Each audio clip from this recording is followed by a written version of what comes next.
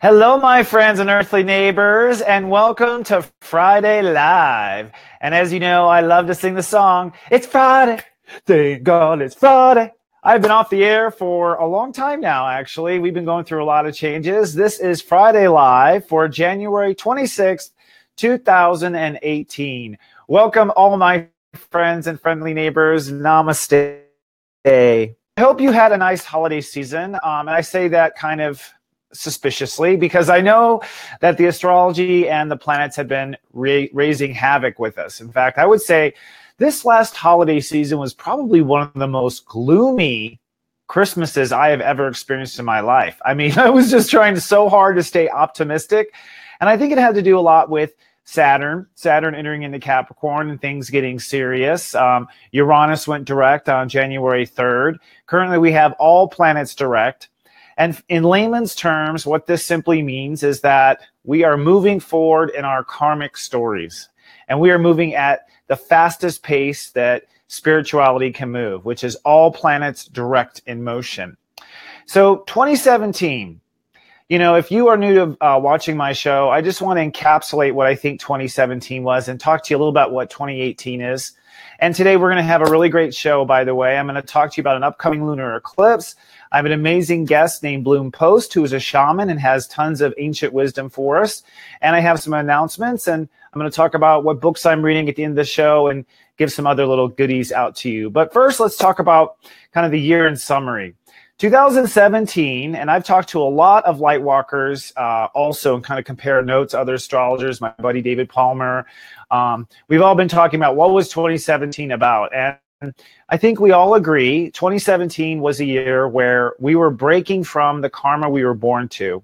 So breaking away from any kind of emotional, spiritual, karmic baggage that you had. And you might say, aren't we always breaking away from karma? We are, absolutely. We're always kind of working out these frequencies of disharmony inside of us. But I think the difference is it was time to stop identifying with this karma. And that's something I actually have learned a lot. I'll talk about this later. I been reading Eckhart Tolle, learning a ton from this brilliant alien. I think he's an alien.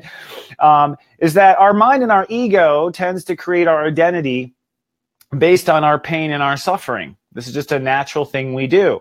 Either we are the victim or we were the victim and we overcame the victim.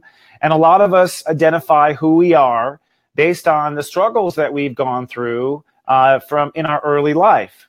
And I think that last year was about disconnecting and detaching from this identity, the identity that we had created based on our karma, based on our pain, based on our suffering.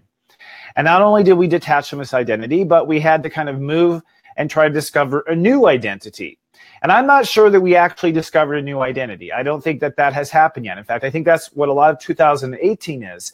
As I look at 2017, I think it was mostly, or I feel it was mostly detaching from this old identity based on pain and based on karma. And I feel like at the end of the year, we were kind of left just drifting. And in December, we had a Mercury retrograde. It was through Sagittarius. Sagittarius is the story we were born to live. And really, I believe that Mercury retrograde was an unzipping or an undoing of the old story. And as we ended the year, I feel like we knew we weren't the old story anymore, but we probably had no clue what the new story was. At least that was my experience. Now, when I was, doing on-camera astrology in December, I was actually very hopeful that the story we were meant to live would come into better clarity by the end of the year. But I have to say that even for myself, I had sprouts of what it would be about. I certainly had faded moments where people came into my life that I believe are part of the new story. But I haven't myself even had full clarity of where this is going. So I want you to know, for all my subscribers and viewers out there, if you don't know the story you're born to live, Sensei doesn't either.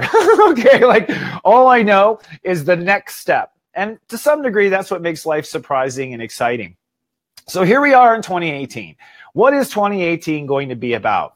2018, in my opinion, will be, without any doubt, discovering the story we're born to live. And I would say that This will happen throughout the course of the entire year, by the way. I did an online seminar. I'll talk about it at the end of the show. If you still want to sign up, you can. I went through the entire year. I've examined the entire year coming up. And it seems as though this year, 2018, is very much fated. Fated meaning that before we were born, we decided that we wanted certain things to happen in our life. And so we have 5 eclipses this year, one coming up next week, which I'm going to talk about today. We have a Mars retrograde in the summer. We have a Venus retrograde in the autumn here in North America, or the northern side of the planet. And usually retrogrades mean that we are returning an old story. So we're picking up an old story from our past and running with it. When I say old story from our past, I do mean our karma, but I don't think this is the damaging karma. I think this is the karma that we wanted to get back to. So many of us had spiritual crusades in past lives.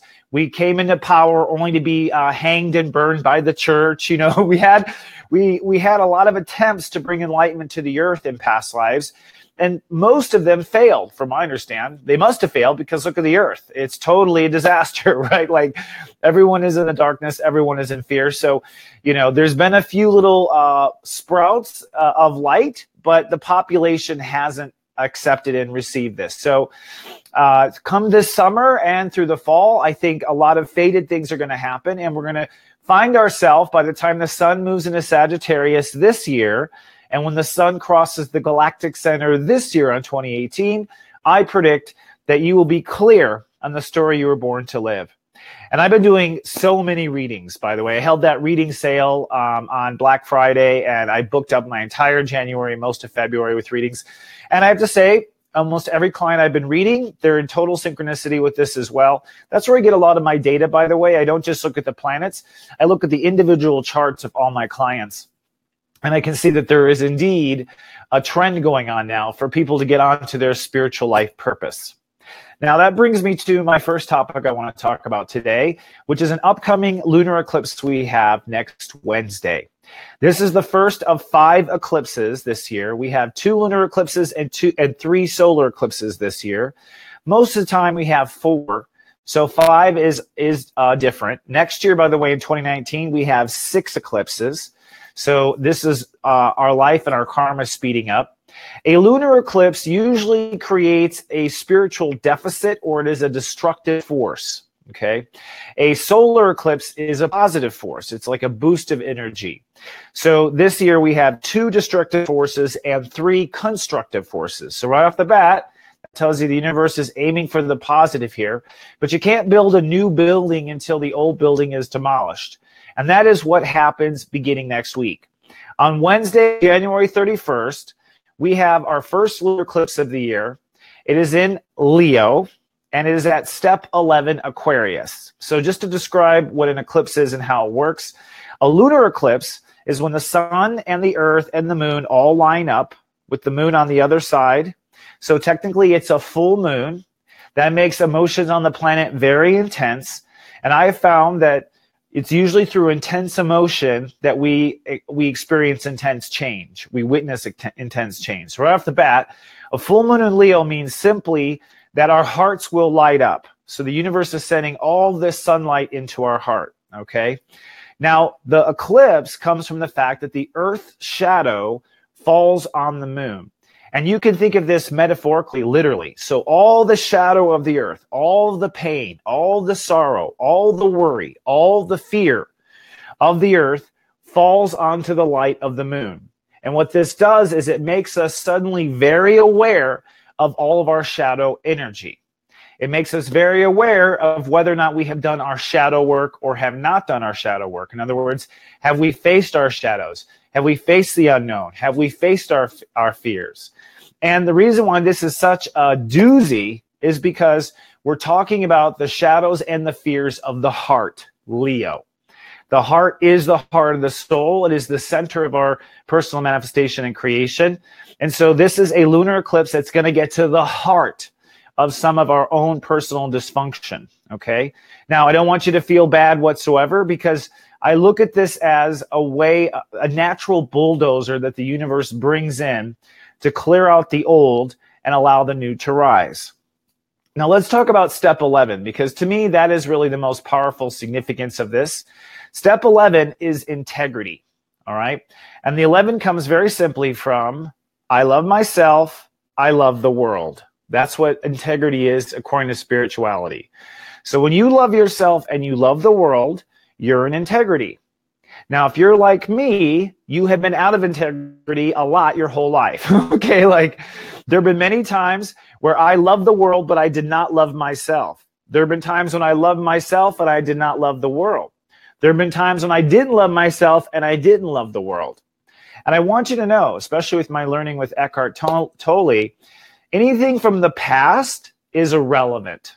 So part of the ways that people find themselves out of integrity is because they are focusing their attention on the future, worried about the future and what will happen in the future, or they're focused on the past, worried about things that they've done in the past or times in the past that they weren't out of integrity, that they weren't in integrity, excuse me.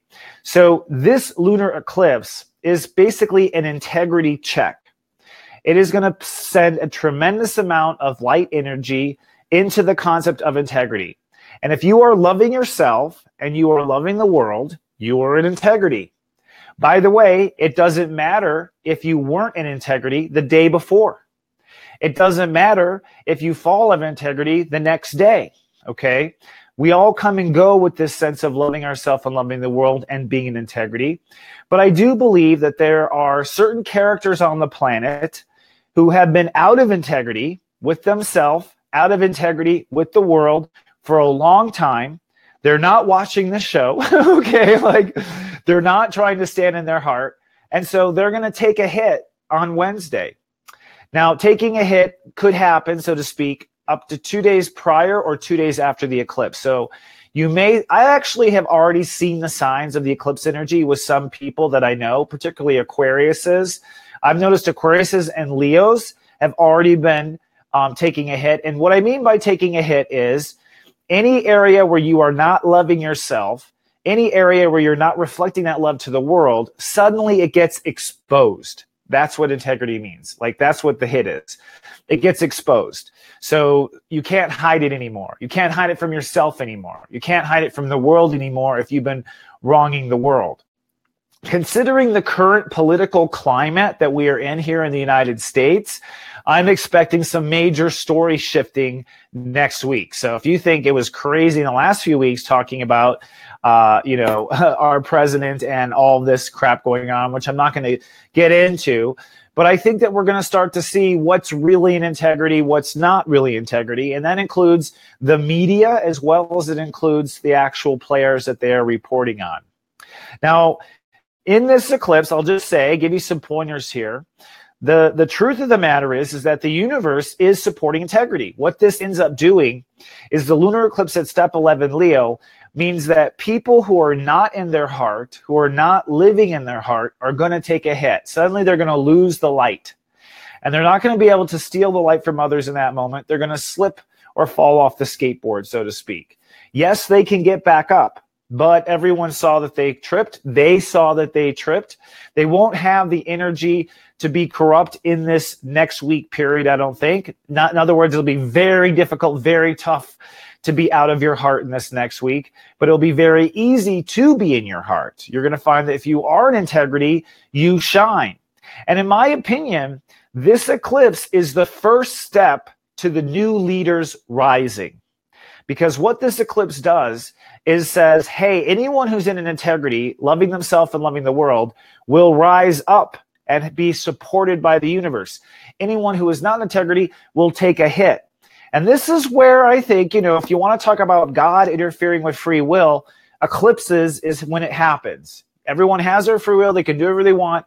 But every now and then there's a big spiritual thunderstorm that rocks the earth. And so if your house was built out of straw, it might get blown down.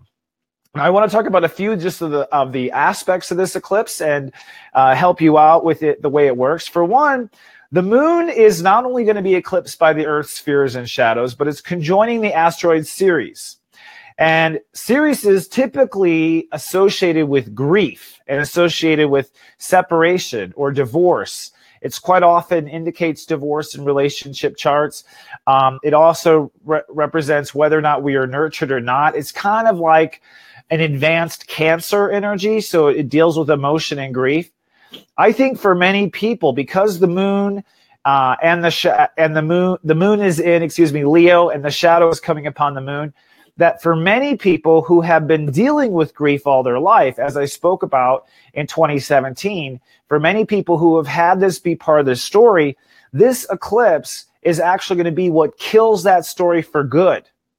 So the Wicked Witch will be dead for all those people who have been fighting to stay in integrity this whole time, trying to overcome and rise above their grief and their pain. To me, this is a killing off of that story and a building of new. Now, on the other side of the moon is the sun, which will be at step 11 Aquarius.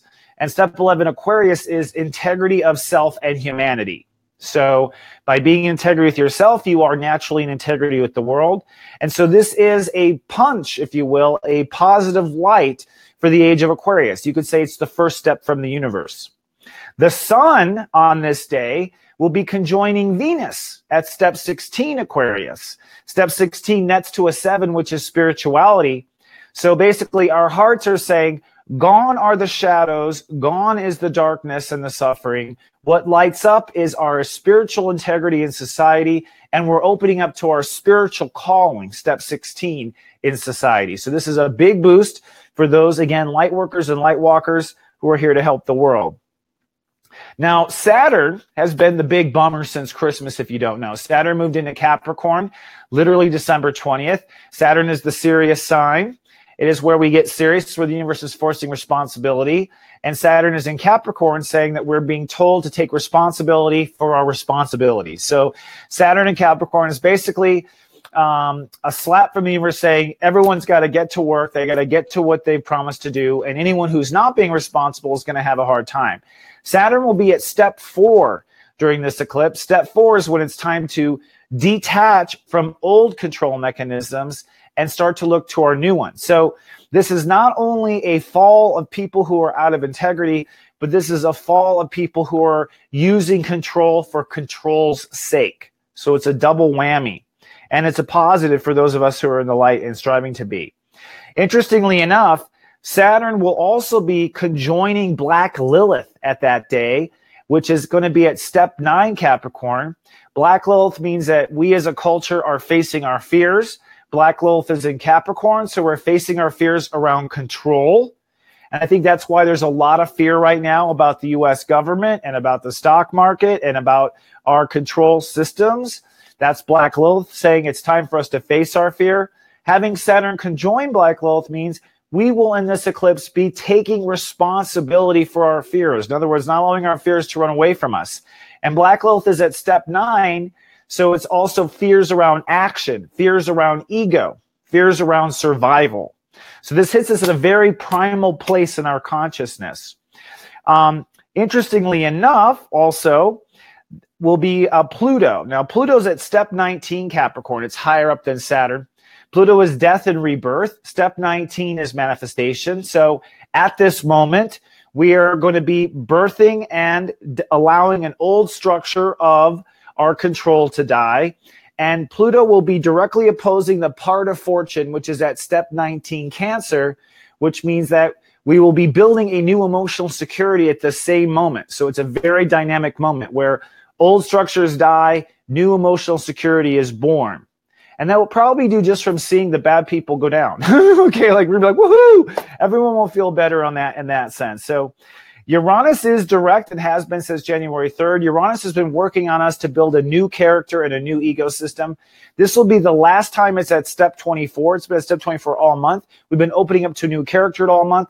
And Uranus moves to step 25, which is spiritual work, innovating spiritual work, right after this eclipse, which is so fascinating to me. So this is almost the last moment Uranus is at this degree.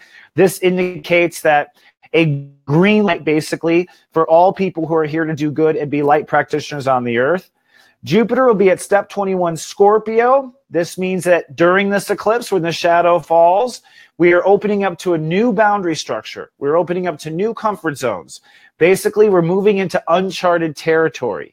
as in we've never seen this on our planet before in this lifetime, where we have new boundaries, and part of this new boundary is those in integrity rise, those out of integrity fall. That is not what we have witnessed so far, right?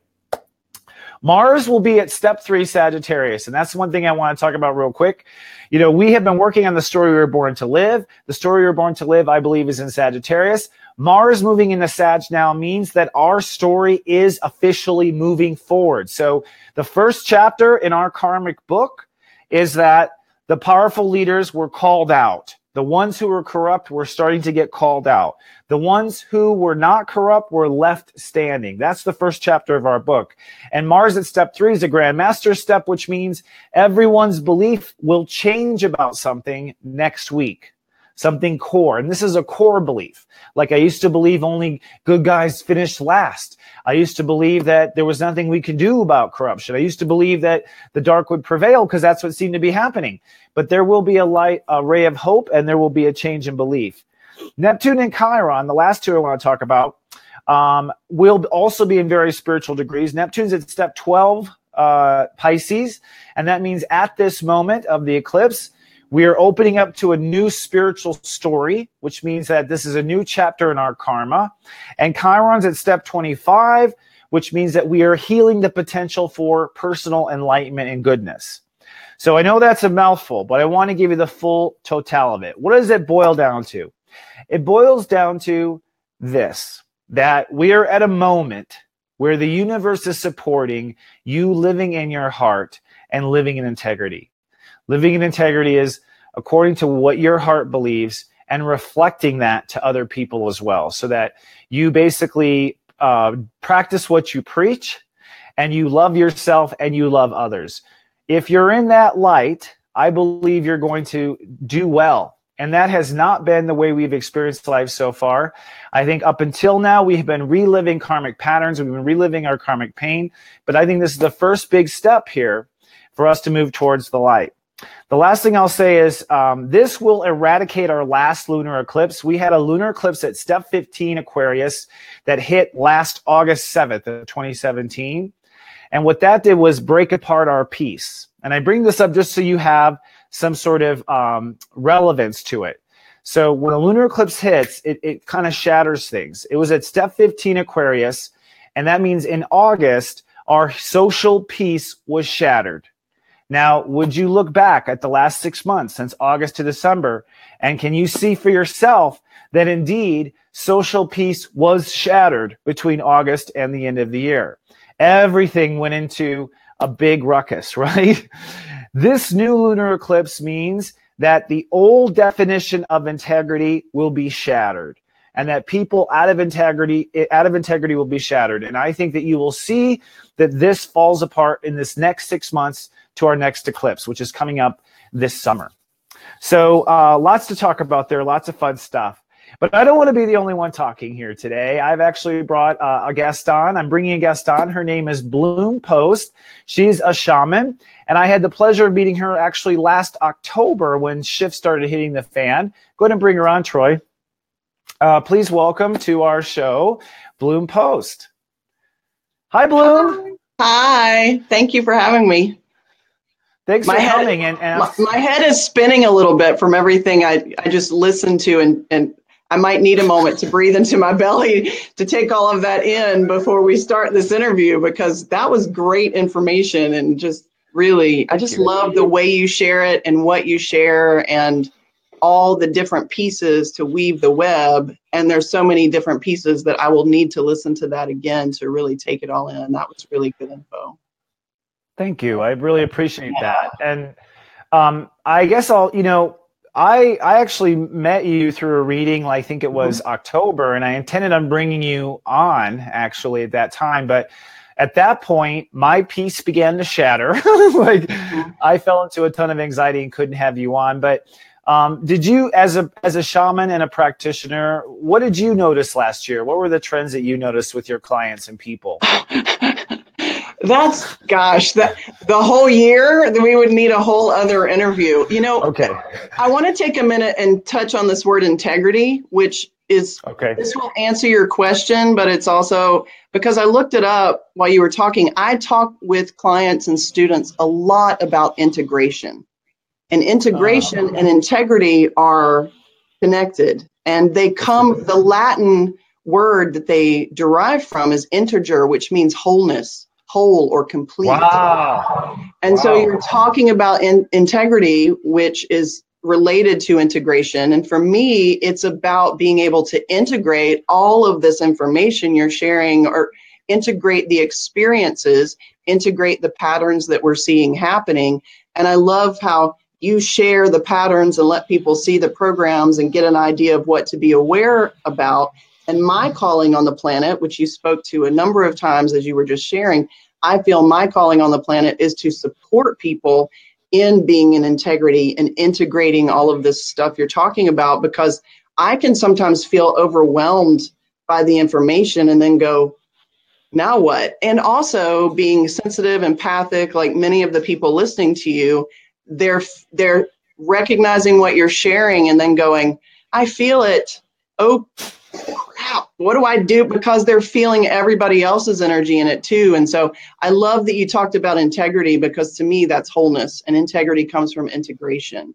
And that's a big piece of my path.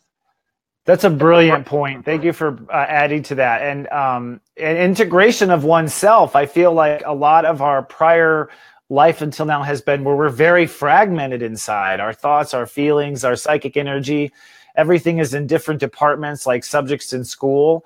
And so, to me, being integrated with myself is integrating all the parts of myself and accepting them, also not judging them. I think self-judgment is what fractions us apart inside. Oh, completely. And that self-love that you talked about, integrity, I really appreciated that understanding of self-love, needing to be part of that integrity, because so many people are trying to love and be of support to everybody else and don't bring that to themselves, and then feel completely drained and overwhelmed as all these energies are flowing in that you spoke of with what you just shared. And what we see, well, maybe it's not even unfortunate, it just is what it is. What we see in the world is a lot of that, those people who are not in integrity, as you said, who are the ones who end up rising to power. But it's really power with a little p. It's not power with a big P. The power with a big P comes of us being in an individual integrity, because that's the expansion that will start really shifting things and having an awareness of what's coming with the information that you shared. And for me, it's about tools. What tools and practices do people have to ground, to breathe into it and really be present to the shifts, so that we don't get pulled under the ocean, so to speak, because the energy is always moving and always flowing. How can I be grounded and be present to that? The Eckhart Tolle, beautiful example of staying present and being in the now, because as you said, the past, the future, those are great ways to have some fun and play and have tools with those. But ultimately, it's about being present right now. And when I'm fully present, I'm in integrity. It's another way to be in integrity. So yeah, this is, I think this is an exciting time, and this lunar eclipse is some shadow. I mean, you were talking about it and what you shared was awesome. And this is a time when the tools and the practices are so important, because, and I've had the same experience as you were sharing, it's easy to fall into habits. And habits, in my world, habits are become practices, but they're not necessarily supportive. Whereas practices are when we're conscious of what we're doing and choosing intentionally. So am I falling back into a habit, or am I in an intentional practice? And it's really easy to fall into habits when everything feels like we just rode the roller coaster completely off the wheels, And so total creature of habit. Yeah, and I've been feeling it since last year. I really was excited for the year to shift to 2018, and I was excited for the winter solstice and all of that. And everybody was like, yay, get out of here, 2017, here we go. And then 2018, everybody's getting their ass kicked. I'm like, yeah, okay, keep breathing. I think we all kind of unconsciously thought it's going to change as soon as we flip the calendar. No, it's getting more potent. Yeah. And I have a lot of clients and students and friends who are really having a hard time right now. And I have really had to reach out as well, especially over the last month or so, and say, whoa, I'm in it, as I hold space for other people who are in it. So Me too. it's been I totally interesting. hear you. Let me, I'll say, I mean, I love your definition. You're right. The little p, the people out there who are little p's, I think that it's because they've neglected their inner self-love. And so they've looked to the outer to fulfill that. But I have to say, I was a little p because I was so worried about caring for everyone else. My own inner self was neglected. So my intentions were good, but I still fell on my face, and I had to get back up and focus on the present. And this is really what captivated me about you, because it's funny, you brought up in our reading that you help with empaths. And I get this question for those of us who are sensitive and pick up on the energies, what is your go-to guide on how to focus in that you're feeling yourself and you're feeling the world? Well, and what you've shared is so across the board for everybody.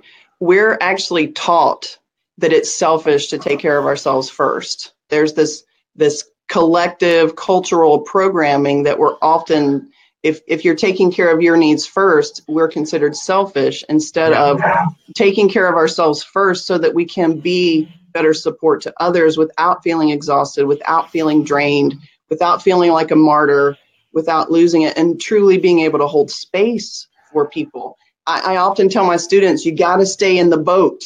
If the people around you are drowning, you don't jump into the water, you stay in the boat and show them how to get in the boat. But you got to be an example of that as well. It doesn't mean that you don't sometimes find yourself in the water, but you've been in the boat. So you know how to get back in, and you also hopefully have a support team of people that you can say, I am drowning, I need to get back in the boat. And so really having that support team. And for me, my go-to is my personal practices. And everybody's personal practices are different, may not be the same as mine, but I work with guides in the realms so that no matter what is happening in this third dimension, I am always supported. Even when the humans in my life can't show up the way I might want them to, because they've got their own stuff. I've always got this support in the realms, which is the shamanic piece. That's what brought me into a shamanic practice, was my ability to walk between realms. And everybody's got that support in the realms. And so I work with people who help them find and work tangibly with these guides that they have in the realms, just like you have guides that help you channel through all this great information. It's not just, like you said, it's not just the charts. You're receiving information from all sorts of places and channeling that through. And so those practices, I actually have a class online that just got uploaded for empaths, which shares a lot of how to be an empath and not shut down, stay open to your gifts, really thrive as an empath and create those healthy boundaries. It's very much about being sovereign, which is integrity. I mean, it's all connected. It's all a beautiful web. I really find that for me, being an empath, it's been a journey to not get stuck in the victimhood of I'm so sensitive, and find a way to work with those gifts and not feel like they're a curse. Because I want people to stay open to their gifts and their sensitivities and their ability to feel what's going on and find a way to work with that in their own journey, which does not mean you have to become an astrologer or a shamanic practitioner, or you can be the most amazing empathic soccer mom, a janitor, working at a grocery store. It doesn't matter, and still work with your gifts and abilities. And so for me, it's about really empowering people to integrate it into their daily lives. And so in your class, for instance, you say that you give people things to practice and what to focus on, basically. So it comes down to showing up with the practice, is what you say. Well, that's a big piece of it, is being, we talk about more than the practice, but we shamanic journey, we get them tapped in with, what does it mean to be an empath? How can I thrive instead of feeling overwhelmed? Tools, practices, diving into the victimhood piece so that we can clear that and not feel overwhelmed by our experience. For me, though, what I mean by practice, too, is creating ways to be intentional, to be aware, to be, conscious of, I'm picking up somebody else's energy. and where's this coming from, and figuring out how to recognize when it's not your stuff. At the same time, if I'm picking up somebody else's stuff and feeling it coming into me or feeling triggered by it, that means I've got stuff there too. So it's really a big personal responsibility piece, while also honoring that it's a gift and not a burden. So yeah, the class is about 2.5 hours. It's 2 parts that people can download and watch as they want, watch it more than once, take it in, work with the practices and watch it again. We had a really good time doing it. When I filmed it with the students, we took a week in between part 1 and part 2, which really gave them an opportunity to practice and share what was going on. And we don't have them sharing in the recording. It's just, that's their private experience. But it was neat to see how quickly things started to shift for them. Just an awareness of being an empath and working with it as a positive instead of it feeling overwhelming. That's been my experience too, actually. I don't know about you, but when I have a problem or a dilemma, my mind immediately assumes like, oh, great, I'm going to spend the next 3 years trying to fix this. But I've been amazed that like when you consciously input into your life, your whole perspective, your entire energetic field can shift in days. Mm-hmm. And it's for good and it's legitimate. It's not something that goes away. I don't know if that's just me or my Taurus nature. For our viewers, talk a little bit about being a shaman. That's a term we see thrown around a lot in our community. And I don't know if we ever really I've never heard from a shaman tell me what a shaman is. Of course, my image is always someone in the jungle of South America, but I don't know if that's valid. What is a shaman? That's a great question. A shaman is a lot of things to a lot of different people. And I've read books about where the term came from, and I've studied where the idea came from. And some people go strictly anthropological and say, this is a shaman, and it came from this word, the etymology of this word is from here, and these people. And the word shaman does come from a specific group of people, indigenous people, and then became kind of a catch-all word for everyone. Okay. So for me personally, a shaman is someone who can walk between realms and uses that ability to support and empower others. That's the way I've seen it shared by people who've said what a shaman does. It's one of those layered conversations that we can get into. I don't really call myself a shaman. When I started doing this work about 20 years ago, I studied with people that are shamans, people that I consider to be shamans, and it was a really big container that I could share my gifts in. And because if I said I was a counselor, that didn't make sense, and I'm not a therapist, and I don't do strictly energy work, and I needed a big enough container, and shamanism really resonated for me. And most of my teachers have been shamans, and I have gone to South America and I have worked with these teachers.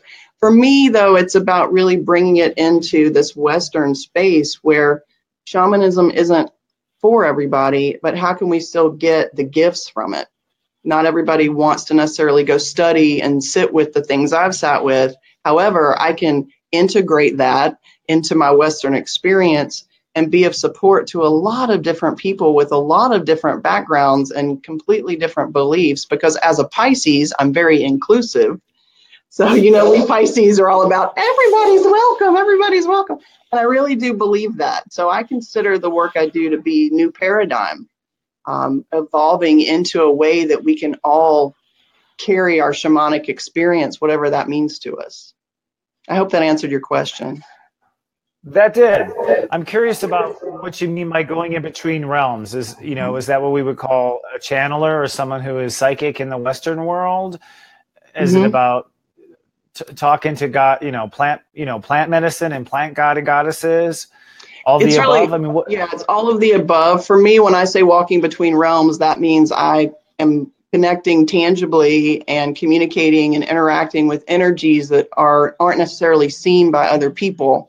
And I am able to literally travel between realms in many different ways to retrieve information, to receive guidance, and to work with that to support other people in their journey.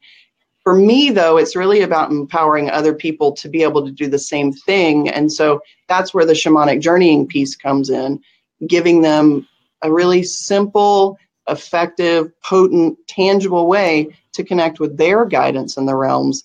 They don't necessarily have to learn all the things I know how to do in order to do the fundamental biggest support of this. You know, the fundamentals are always the basis of my practice, no matter how much I continue to learn and grow and understand about this particular journey. So yes, it's about connecting with energies in what we would call the unseen realms. But for me, they're not unseen.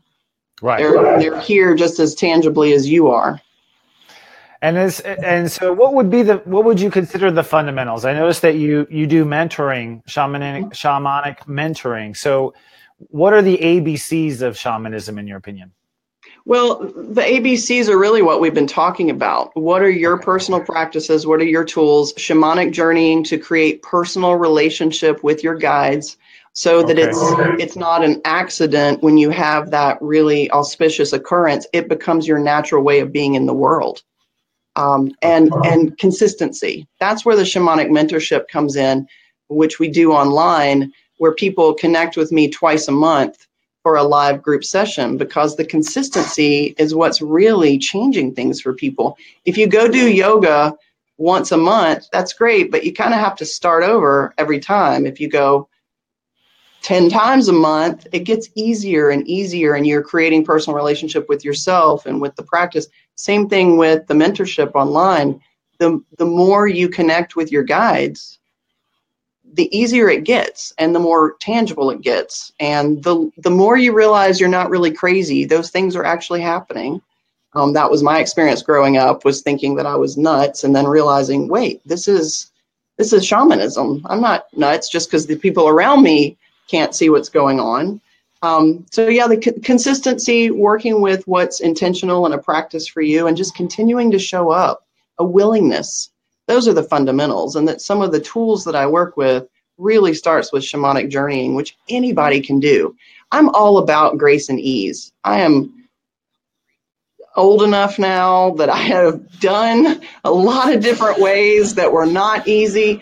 And I really believe that some of the most profound shifts have happened for me with grace and ease, with tools that are much more simple than a lot of what is shared with us, because it can get so, all these rules and regulations, and got to hold your mouth right, and only you got to walk around 3 times under the you know, I'm like, wait, this can be easier. So I'm a big fan of integrating it in a way that you can chop wood, carry water with these practices. They become part of your daily life, just like meditation or anything else that can be supportive.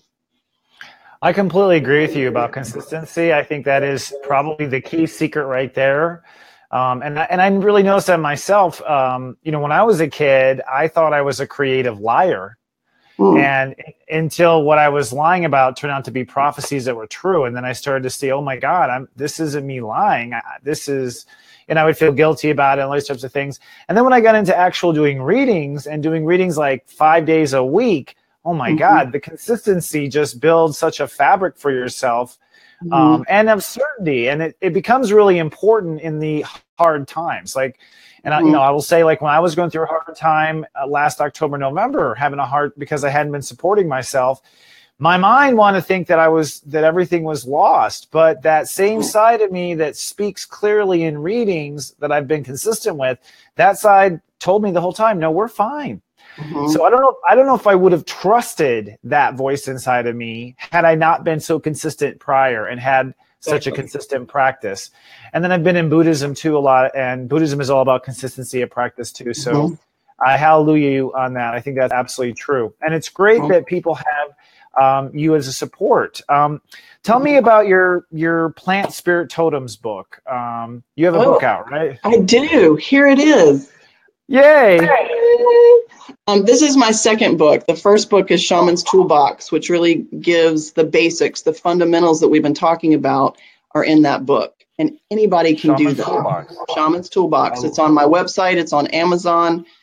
It also talks a little bit about my journey and how I learned these things and some personal stories, so that it's not just a workbook, but there's that aspect of I'm this funny dreamy Pisces who really just wants to float in the water. But for whatever reason, the other signs that are big in my chart are like, make sure people understand and it's tangible. And so I'm really grateful to have that balance, because there's an aspect of me just sharing my story, and there's an aspect of, and here's how you can do this. It's very tangible and very simple and easy to follow. And then the Plant Spirit Totems book came about. To me, it's a funny story. I've been sharing cacao ceremonies. Cacao is the basis of chocolate. I also work with other plant medicines. I grow tobacco, ceremonial tobacco, and work with that medicine. And plants are big teachers for me. And I would be in ceremonies talking to people about their plant spirit guides. Just like you can have animal totems, you can have plant totems. Just like angels can come and connect with you, the spirit of a mountain can connect with you, the spirit of a plant can connect with you. It's all got its own relationship to create with you personally. And I would consistently say, I need to find a really good plant spirit totem book, because there's all these animal totem books that you can just open up and see what the symbolism means. And after about 7 years of saying, I need to find a good plant totem book, I couldn't find one. And the universe was like, we keep telling you, knock, knock, knock, you need to write So I spent about a year and a half, and I would journey with each spirit of each plant. There's trees, flowers, and what's the other one? Herbs. 3 sections. And it's a fun book, even if you don't know a lot about plant spirits. Because everybody loves flowers and trees and herbs of some kind. I mean, you eat herbs in your food every day. I mean, we're so intimately connected with plants, and they're amazing teachers. So you can even use it as an oracle type book and open up and see which plant spirit gets your attention. Or if a plant is getting your attention, you look it up and see what it means. So it's a lot of fun. It talks about if it shows up, what it means, if it's your totem, and then how to be more intentional with it, just like the animal totem books. So it's a great way to start getting to know the plants better and finding them as teachers and working with them in a tangible way. It's a lot of fun. It sounds actually fascinating. I didn't know what it was about when I first read the title, but I assumed that. But I mean, I'm curious. I would imagine there's a lot of interesting ideas in the sense if you are really partial to garlic or you're really partial to certain herbs. Like exactly. We have draws to certain plants. We have draws to certain trees. I know a ton of people that are into aromatherapy. And it seems to me that, with plant essence, they're probably chiming right into the spirit of that plant, right? Oh, completely. And part of why they're drawn to that is because they're connecting with the spirit of that particular plant. What I find funny that'll happen to me sometimes is a particular essential oil will show up in my world, and I will just not like the smell at all. And then I'll look it up in my book and see what it's about and go, oh, I really need that. That's why, and I'm resistant. I'm being totally resistant, and I really need it. And then as I open up to what it means in the spirit, then the essential oil, I start learning to love that smell. And I actually make essences, which are different than essential oils. Essences can be ingested, and I work with a lot of interesting and different than what you might normally find plants to create these essences so that people can work with them in a way that really essences bring so much grace and ease, and yet can create profound transformation. I just love it. It's so how do you think essences work? That the consciousness of the essence suddenly becomes in our awareness, and we become present with that essence. And well, so the consciousness, yes, the consciousness of the plant, the vibration that's within the essence. So like someone asked me the other day she wanted to work with forgiveness, an essence that could support her with forgiveness. For me, calendula is a huge, beautiful flower and huge support for forgiveness. Calendula smells yummy, and just Google calendula. And so she wanted to get the calendula. It also brings upliftment and joy. It's a very bright orange or yellow flower.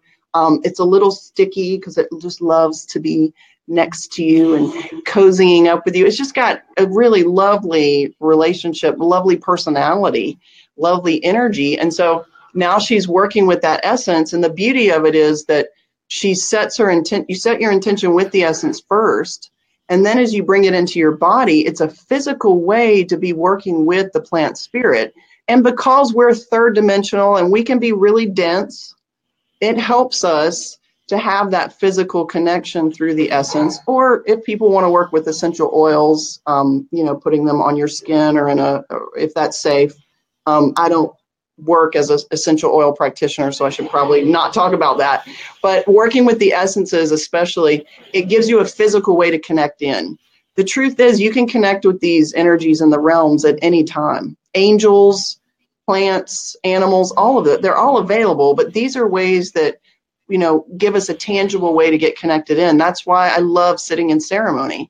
It gives people a container and a way to come in and set the intention of, I'm going to connect with these guides.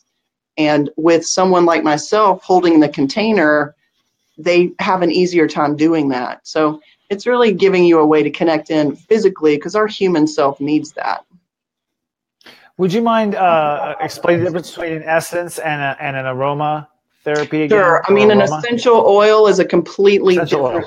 Yeah, it's completely different than an essence. An essential oil is made and distilled in a certain way and is generally used as an aromatherapy, support. An essence is when you take, say, calendula, and you take the flower and put it in water and let it sit under the sun for 3 to 4 hours and receive the vibrational energy of that flower. Then you remove the flower. So it's similar to homeopathy, but different. But you're receiving the vibrational essence. Now, what I really like to do is work with the astrology information. So when there's a lunar eclipse or a full moon or a supermoon or a blue moon, and so those are really exciting ways to bring in a new information. So when we had that big eclipse last year, was that August and everything? Yeah, Great American Eclipse. I had all this water because we had like 99% eclipse where I live. So I was out on the land. I had all this water out under the eclipse, getting mojoed up by this eclipse energy so that I could then use it in essences to share with people because it was so potent.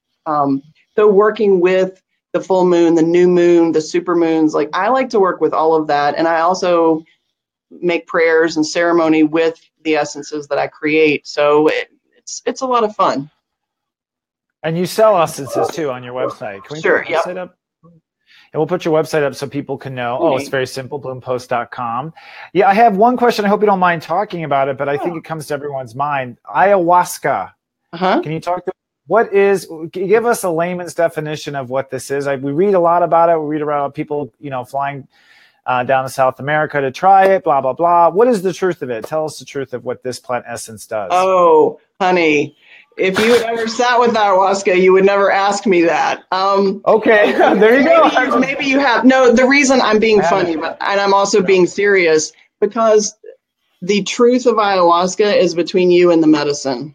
I mean, it's between you and the medicine. I am not even going to pretend to be an authority on ayahuasca. I am not an ayahuasquero, and I do not lead those ceremonies. However, I have journeyed with that medicine. Ayahuasca is a brew created from the ayahuasca vine and the chacruna plant that is blended together to create a sacred medicine that then allows people to journey. It's a psychotropic. It's a psychedelic. And when done in a ceremonial space with a trained maestro or maestra, trained ayahuasquero, it can be very healing, very supportive to people's journeys. It's also a purgative. So people tend to purge either through going to the bathroom or throwing up, because it's a deep cleansing as well as a very, very potent healing plant. The way I've been taught, she is the mother vine. She's the mother of all the plants. And it's interesting because I've learned over the years to let people have their own experience with her because it's different for everybody.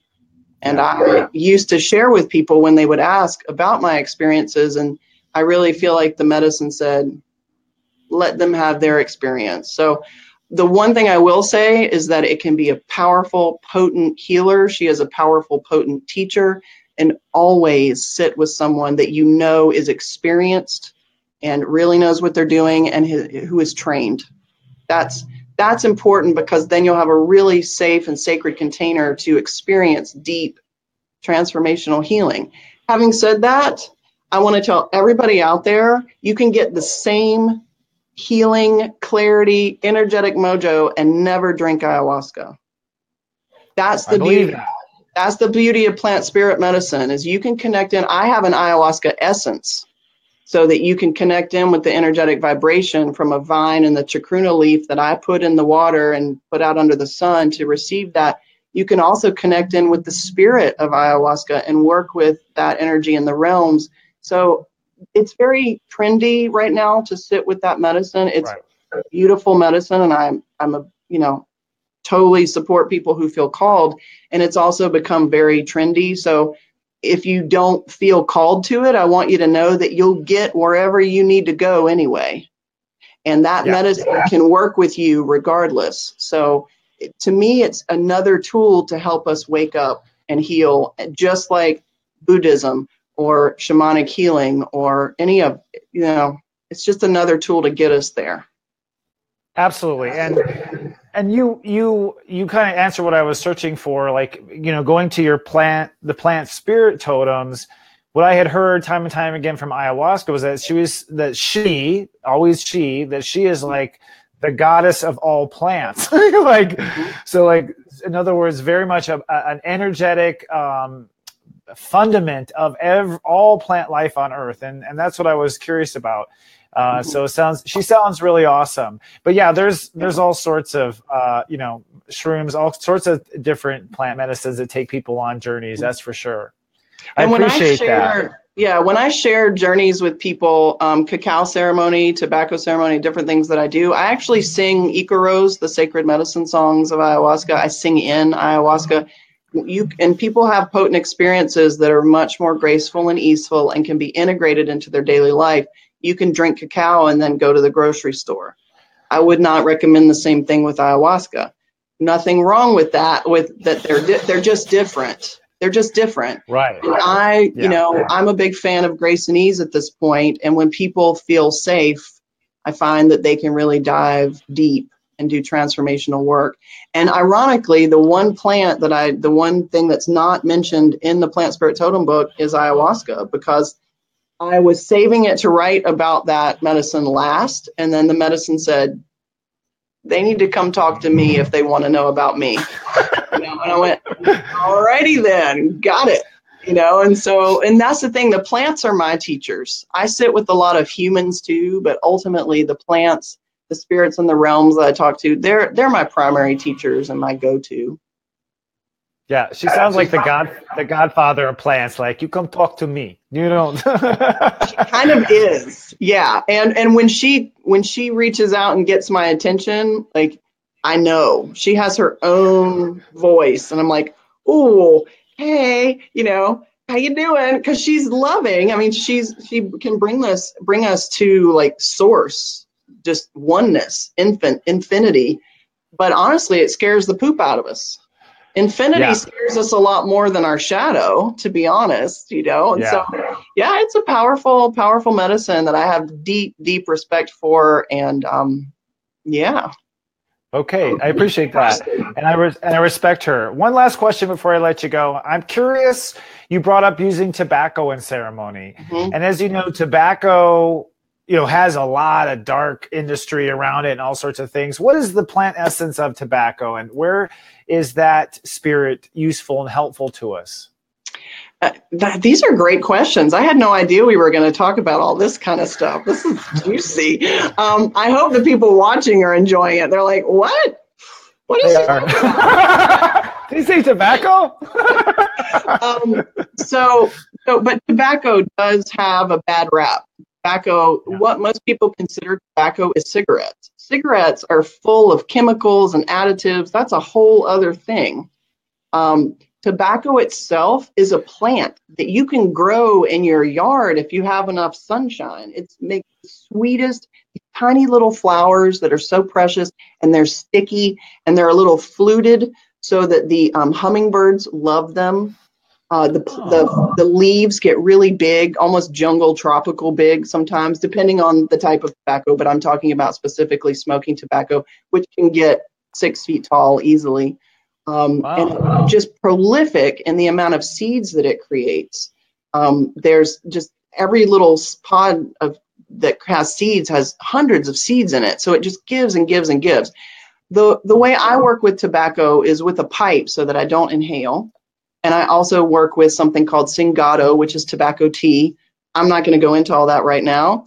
But my point that I want to share to answer your question is that tobacco has taught me that it's a cleansing, clarifying, talk about a detox. And tobacco also helps us ground, which is why a lot of people are addicted to it. They're trying to stay in their bodies. And so they smoke. I mean, I smoked when I was younger because it was cool in high school or whatever. And I realized now I was trying to stay in my body when I needed to ground, when I was stressed out.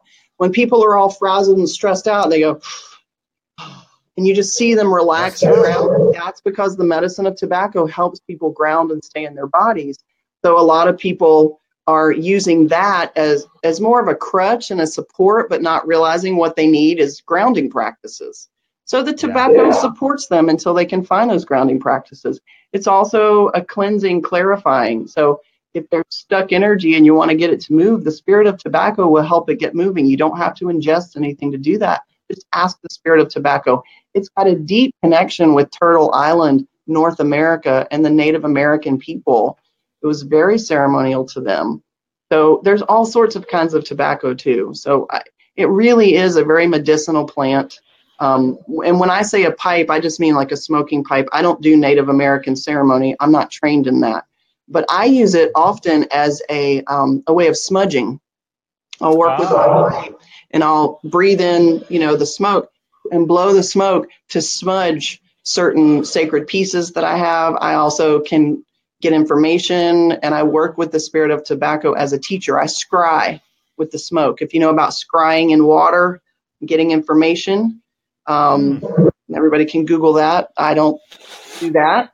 Kind of like reading tea leaves or something. I don't, but when I blow the smoke out, I get certain information according to where the smoke goes and how it moves in the room, especially when there's no wind moving it. And certain pieces that will not want the smoke to touch them, or certain pieces that need the smoke and need cleansing. So very cleansing, very clarifying, very grounding. It's a potent teacher and really is a beautiful medicine when used in a ceremonial way, when used in an honored way. Thank you for answering. And I knew that the American Indians had presented it and were using it in a sacred fashion. And I knew the white man ran off in a different direction. So I wanted to know the difference. I appreciate that. Yeah. Well, Bloom, thank you so much for being a guest. Let's put up our website again. You can learn more about Bloom at bloompost.com, if I'm not mistaken, right? Yeah, bloompost.com. I'm going to run out and get your plant spirit totem. Is that available now on Amazon? It is. It's available on Amazon. You can also find it through my website along with Shaman's Toolbox if you want to learn some of these tools. And the empath class just went online today. And so people can download the empath class at Thriving as an Empath if that feels supportive. And definitely check out the mentorship, especially since a lot of the people that are connected with you, I'm assuming they're all over the world. And we have a private Facebook group where everybody gets to share. We have a beautiful community of people that are all just really resonating with each other. And it's been a lot of fun sharing this mentorship. You don't have to have experience to join. You get the experience by doing. And it's only $47 a month. It's a win-win. You get 2 live 75-minute sessions. And then if you miss it, you watch the recording. And you get access to all the archives. So it's a win-win. Amazing. And I think a lot of my viewers are empaths, and a lot of my viewers would appreciate the support. Thank you so much, Bloom. You're a blessing to Mother Earth. Oh, this has been fun. I appreciate it. Thank you. I'd love to bring you back again sometime at the end of the year or something, see how you're doing, and check up if you could. That sounds great. Thank you so much. Thank you, dear. Have a lovely year. Good luck with the eclipse. Thanks. She'll be good. I'm sure she will. Wow, isn't she amazing? Oh my God. Like her and I had a reading with her, and her and I chatted like way after the reading for a long time because she had so much valuable information. Don't check out her books. I myself am going to check out the plant spirit totems because I'm very curious about my attraction to certain herbs and also the shaman's toolbox. I completely forgotten about that, but great work, great light worker. So grateful to have Bloom on board. Well, I'm going to talk just a couple more minutes and not take any more of your time. One of the things I like to do always is share with you folks my own personal spiritual learning and my journey. As I mentioned, I'm going to pick up Bloom's books here, and you'll hear me talking about it when I'm reading them. Since November, I started reading Eckhart Tolle, and I know it's hilarious. To me, books come when I'm ready. That's always been my thing with books. You know, I remember when the Celestine prophecy was huge and everyone was reading it, but I didn't pick it up until I was ready for it. Eckhart Tolle, I think, is a phenomenal, I think he's a starseed or an alien. He just seems to have so much incredible knowledge. But if you're a person who is fighting with your mind, okay, and fighting to be present, I myself have had a difficult time staying present. I didn't really understand why it was important anyways. I mean, I was a real arrogant guy about it. I want to tell you, I'd much rather think about the future. I'd most rather dwell on the past. But Eckhart Tolle, I read his book, The Power of Now, and I have to say I am practicing that power of now. And I understand the difference between my spirit and my mind and my spirit and my ego. And so if you have any difficulties, I would recommend him. Don't forget, you can also listen to his book on audible.com.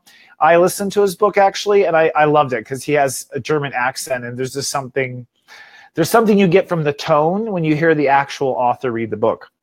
I'm now reading his next book called A New Earth. And in this book, he's basically going into what it will take for us light workers to shift the planet's vibration. And he gives a remarkable introduction to the idea when he talks about evolution. And I'm paraphrasing in very generic ways, but he talks about how, once upon a time there were no flowers on the earth, and the first flowers that bloomed probably died very quickly, or the first fish that climbed out of the water onto the land died very quickly. But because the species had to evolve because their conditions were changed their complete architecture, and they were able to evolve. And he uses that as a metaphor for our spiritual enlightenment now, that we've come to a crisis in our community and in our life, and we have no choice now but to consciously evolve. So if you want to read A New Earth, it'd be something you'll see me posting about and talking about in my subscription services. I also read over this last break My Experiments with Truth by Mahatma Gandhi. And I have been curious about Gandhi my whole life. Phenomenal Libra. Passive resistance is his big, I think, contribution to humankind. I think he's very important right now because we are now beginning to have the people of the world try to stand in their power, and the last thing we want to do is invoke violence. So I'm trying to study up on Mahatma Gandhi. I read his book, My Experiments with Truth. Probably the most powerful thing I walked away from with that book. One was just understanding his story. He was forced into a marriage at age 14, and then he was sent away to Europe alone to study. He went through a lot of hard stuff. I love that he writes about his own trying to connect to God, and he writes about how the Christians were trying to convert him the whole time, and his thoughts on that. So I found that very fascinating. But he talks about civility, and that's the one thing I want to share is we think of being civil as being civil to another person. We think of being civil as the way we behave with other people. But Gandhi says that being civil is having this attitude inside of you that you always want to do the best for another. So being civil, in his opinion, is your attitude on the inside that will automatically guarantee a certain behavior on the outside, that you wish everyone outside of you no harm and goodness. So those are the books I'm reading. I'm going to pick up Bloom Post's book too, and we'll be talking about that here in the future. A couple of generic announcements before I go. One, I am co-founding a oneness movement. And you might be like, what the hell is that? We don't know yet. But I found some amazing people here in Denver, and we're beginning a oneness movement. This is a movement to help people feel one on the inside and promote oneness on the outside. We will be having our first meeting probably in March, so stay tuned for that. It will be in Denver, but it will be telecast live like this is. I'm still selling tickets to Countdown to 2018. This was my New Year's video. It was 3 hours long. I created a huge spreadsheet that goes into all the dates for the entire year and what it means for all 12 signs. So this is a gift that'll keep giving. You're going to see 2018 in a new light. It's available at soulmart.me. And then lastly, I'll just say that I'm shooting a class. I'm basically going to do another online seminar. This online seminar is going to be teaching about your North Node and the secrets of your nodes. Now, the difference between this is I'm going to do a preliminary shoot with 12 students. So I'm looking for 12 volunteers that want to be in this class. But here's the caveat. If you're a volunteer in this class, you get to take the class for free, but you do have to give me permission to use your face and likeness in the video. So we do ask that you participate with questions at the end and that you're willing to show your face on webcam and you're willing to sign a waiver that allows me to use your likeness and face. And if you're good to that, I think the equal trade here is you'll get the class for free. I'll be later selling that class later in the year to people who want to download and watch it. If you're interested in volunteering to be, let's say, a class member on camera with me for Secrets of the Nodes, email us at support@seriousjoy.com. support@seriousjoy.com. All right. Well, thank you so much, friends. It's always a pleasure to be here for you. I'm grateful. I'm super excited. We just reached the 8,000 member mark in our NamasteToday.club. If you're not familiar, come on down. It's a community of light workers that are just here to help each other and love each other. I send you blessings and love in this new eclipse. Stand in your heart. Stand in your integrity. Remember, I love you, and live, love, be.